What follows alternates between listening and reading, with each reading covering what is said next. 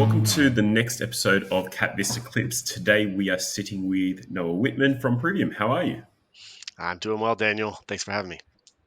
It's great to have you here. Now I'm excited to find out a bit more about you and what you're up to. But let's start at the beginning. Tell us about you. Tell us about your story, everything that led up to this point, so we get an understand of who you are and the team behind it as well.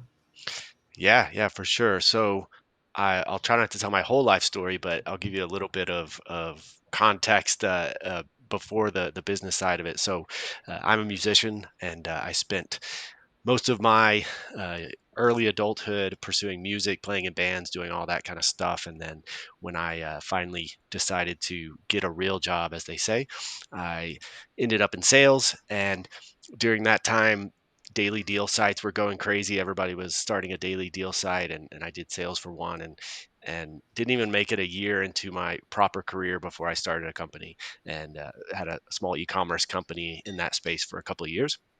And that really validated, the entrepreneurial side of myself that I always kind of sensed. And I also learned that, if I was going to do it again and really build a scalable business, I had a lot to learn. So I spent the last 10 years or so in B2B software and SaaS sales, and worked for a number of startups and scale ups. And really, the concept of Privium came out of that experience. And in doing the work of an account executive and selling, software or mostly SaaS these days, you really start to see the how the budget mechanics work, and how companies think about, bringing new software tools in.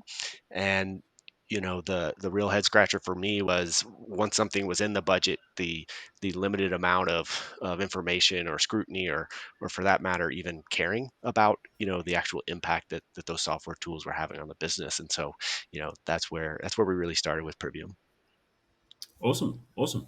So it led you to this point. Who are the teams behind Privium? Yeah, so myself and one other co-founder, Seth, is a good friend, known him since high school, and his background is in design and UX. He was former global principal designer for Sabre, and so he brought a complementary and unique skill set to my own with the sales and business background. And then the third full-time member of the team currently is Fahad. He's our tech lead, senior software engineer, and then we have a handful of folks that help us out part time. So, looking to grow the team, and of course, hence why you and I are talking. Yeah, yeah. So tell me about Privium. If you can imagine that I'm a customer, what does it look like? How does it work? Walk me through it. Yeah. So, in a nutshell, what we're doing today is showing companies who is actually using the cloud-based software tools that they're providing to their employees. And that may sound, to someone who, isn't familiar with the general landscape of these things, like a no-brainer. Like, well, of course they should know who's using them, right? But the reality is, the vast majority of companies have no clue. And when I say vast majority, it's 90% plus. And there's a lot of reasons for that, but the kind of evolution of SaaS and the nature of subscription software and things being cloud based has really compounded a lot of these problems. And as we did our research and really identified how we were going to have an impact in this space, that was the number one question that always came up: is, hey, is anyone using this stuff? We keep paying for it, we have no idea. And that could mean project management tools, it could mean marketing automation, it could mean design tools, right? It's just every team in a company is using these tools, and there's little visibility. So that was one piece that we've built, that we can actually track and monitor and report over a given time period who's actually logging in and using these tools. And that in itself is a massive ROI for our customers, because let's call it a 90-day period, right? You can look and say, oh, interesting, for this particular tool, we have 500 licenses out there, and only 100 people have actually logged in and used it. So, right there at the next renewal opportunity, we can cut those licenses and save that money. The other aspect that that consistently came up in our research, and the second feature that we built is around the sentiment analysis and understanding from the employees, the users themselves, you know, what's really working for them and what's not, and how is it impacting their job. And that's another thing that most companies just don't have any insight into, and it's typically done very anecdotally. So I'll Mm. give you an example. This is the most common scenario. Something's coming up for renewal. CIO or CFO, sees it come across their desk, says, "Oh wow, this thing's costing us hundreds of thousands of dollars or millions of dollars." And if they don't know themselves what it is, or why the company's paying for it, they'll go to that department or line of business and say, "Hey, this thing's coming up for renewal. Is your team still use this? Do they need it? Why are we paying for it?" And that VP or whoever will kind of reach out to their teams and say, "Hey, you guys still using this? Do you like it? Is it worth it?" And of course, everyone says yes, right? Because Mm. as an employee or user of these tools, it does no good to get rid of things, right? Even if I'm only going to use it once in a year, I'd rather say yes and have the option to use it once in a year, right? And so that has kind of perpetuated this problem of, well, we don't have enough information to get rid of it, so I guess we'll keep paying for it. So we've been able to develop a method to quantify that sentiment and give insight, ahead of these renewal decisions. So those two data points alone of you know not just how do they feel about it, but how is it impacting their job, and how would it impact their job if this tool was no longer available to them. And that combined with the usage, is really just far and away more data than they have today. Yeah. The other thing that also runs through my mind is I've come from a my previous career before in startups was in wealth and funds management. So I worked for a rather large bank here in Asia Pacific. Now, this bank had 60,000 odd employees. It had, I think, 10 different business channels. Each one of those business channels had about 20 different products. Each one of those products had their own team. So it was a business within a business. Yeah, Now, each one of those teams had subscriptions to different products. The businesses don't talk to each other. So, let's take Canva, for example. Every single one of those products had a Canva subscription for their team members. The business didn't realize that they were paying, 5,000 individual seats when it would have been more economically cheaper or cost effective to have an enterprise software, an enterprise agreement with yeah, Canva. that's another use case, and there really is, close to a dozen kind of examples of how this waste accumulates within a Yeah. company. Yeah. And yeah, what you just highlighted, the way we've built our solution, it will surface that as well, right? So they'll come to a single report of usage, and in this case, it's going to say, there's hundreds of people using Canva, and they're going to go, hang on, I only knew about this team and this team. Yeah. Who are the rest of these people? What's really going on, right? And in this case, maybe it's not getting rid of licenses. It's, hey, we need an enterprise agreement with Canva and stop Yeah. paying this, kind of one-off price. So there's examples of that. There's examples of, what's been dubbed shadow IT. And hey, it looks like these pockets of, a few people here and there using these unapproved tools. And we have, it could be a dollars problem, meaning, hey, in your example, we've already paid for an enterprise license to Canva, but we still have people using these other kind of one-off design tools, and we need to move them over to the approved Yeah. tool for that particular category, right? And it also poses security risks, right? Because how can you really say you're secure from a cybersecurity perspective if you don't even know, the tools that your teams are logging into? So Exactly. that's kind of the nature of why we built it the way we did. So it's capturing this usage in a broad sense, and then the outcomes and the ability to see a return, from Priviom, and exposing this Mhm. usage really goes down a list of use cases. Yeah, yeah. So that's really an interesting insight because a lot of companies would be sitting at the moment not knowing how much they're paying for things, not knowing what they're paying for things, not knowing who's using things, and in the spirit of being more efficient and actually thinking about the growth of the company and where you can plug in or you can reduce costs. Because I know that every single company on the planet is looking to reduce costs and increase profits. You know, Yep. this is a massive opportunity. So Yep. tell us about the momentum you've had. Tell us of where you're at Yeah. now. The next 12 to 18 months looks like.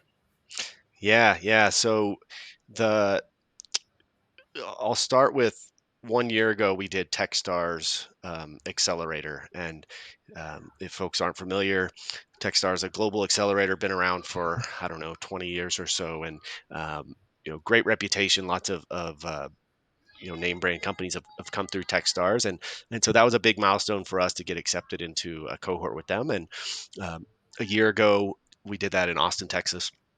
And from that, we built our initial prototype and put that prototype in front of enough people in terms of who our customers would be to get the type of feedback we needed to really narrow our focus and build the right product at such an early stage to have an impact and not try to solve all these problems at once. And so we did that, accomplished that goal, and that's where the two features I described came out of. So we've now built the proper Priviom product, and have started selling it, started onboarding our first customers, generating our first revenue, all those things. And so, yeah, we're right on the cusp of really exploding, and hence the fundraise, so we can expand the team and really start to put the revenue growth motion in place.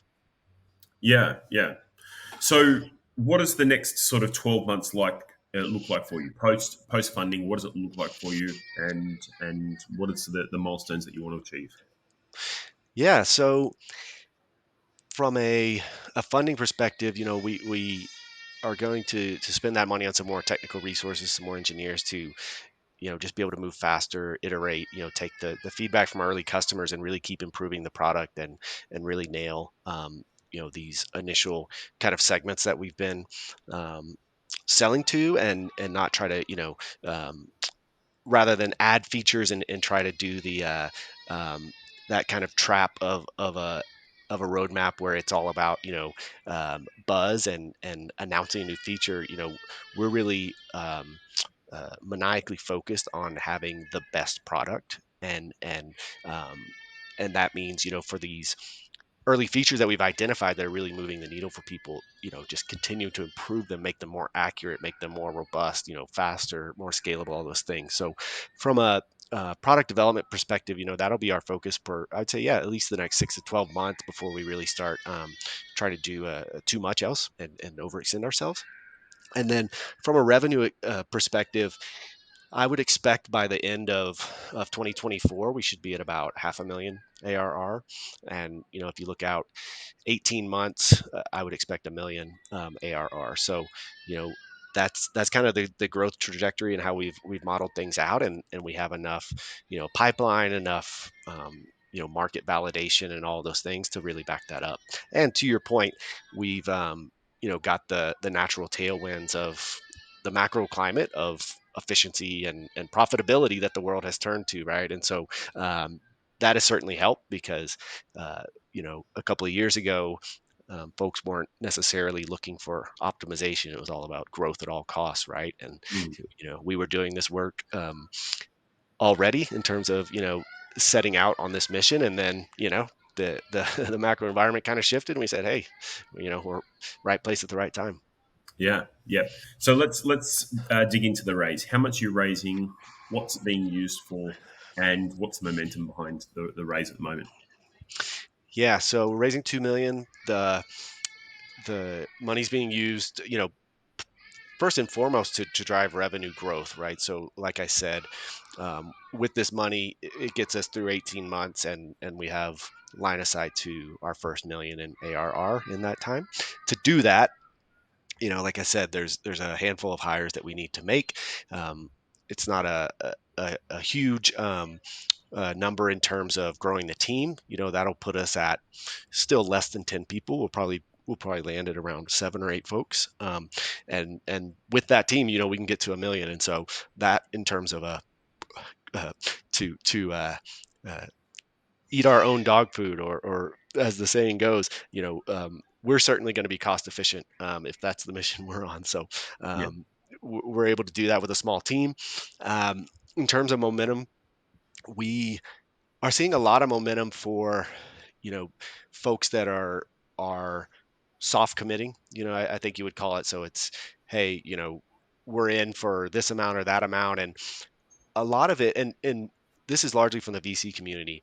They're looking for a lead, and I think that just comes with the nature of VC, right? Is everyone's kind of looking at each other, going, "I'm in if you're in. Are you in? I'm in if you're in." Right? And they're waiting for that one check to say, "Okay, we're a lead," and then everybody dives in. So, I expect it to come together in the next 60 days. I feel strongly we'll get the 2 million. yeah, yeah. You're actually the opportunity that you present is quite interesting to VCs because not only can they invest into your platform, but they can also roll out your platform to their portfolio companies to make their portfolio companies more efficient. So it's a win-win.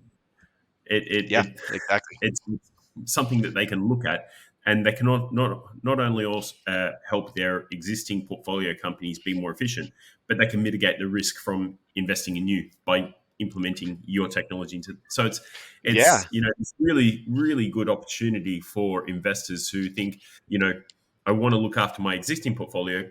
I've seen an opportunity that can do that, but I can also mitigate the risk by swapping it over. So there's yep, there's that's right. there's a anybody who's watching this who has portfolio companies that you think great company growing. I just want to make sure that they have longevity and they're putting their dollars, the right dollars where they're meant to be, and they're not, we want to sort of control waste, if you will. Here Yeah, is an opportunity that you can invest into early stage that has the platform to help your existing portfolios, which is I think it's cool. I've got a couple of companies that I've invested into that I think may be able to use this. yeah, yeah, definitely. You hit the nail on the head. It is a multiplier in that way for fund managers, and the third, kind of layer to that I would add is, it's a diligence tool as well, for considering an Yeah, investment, right? And that tends to be a little bit more on the private equity side, and there's already some relationships, partnerships we're forming with PE um, groups and those adjacent to PE, where you know when you think about mergers and acquisitions, right? The nature of these problems, if you're taking two sizable companies that both individually don't have a lot of insight into this, and then you combine them, well, you just compounded the problem, right? So it's great from a diligence perspective, and also at that time of acquisition to really say, okay, um, here's an immediate value add. We can crank up the efficiency by combining these companies and eliminating all this waste, right? So yeah, yeah, there's a lot of layers to it, and um, for us, like I said, we've done it in a from a product perspective in a lightweight and scalable way that this isn't the type of thing that has long implementation times or a lot of kind of onboarding overhead. We get folks up and running in a matter of days, and from there, yeah. it's usually less than a 90-day payback period on the investment. Yeah, I didn't even think about that. The diligence tool. So if you're going through DD on a company, you can effectively plug this in and see if there is any inefficiencies in their softwares and subscriptions that they're using. So Yep. that is a really good point. I won't take up too much more of your time. We'll leave it at that. But Sure. I'm very interested in seeing what the next steps are. I'm going to share this around with a few people who could use that both as a diligence tool and then use it for their portfolio companies. Anybody who's watching this clip who wants to find out more, please reach out to myself and my team, and we can connect you directly with Noah. But thank you very much for jumping on. It's been great to chat, and I'm excited to see what's next. All right, that sounds good. Thanks, Daniel. Appreciate the time. Bye.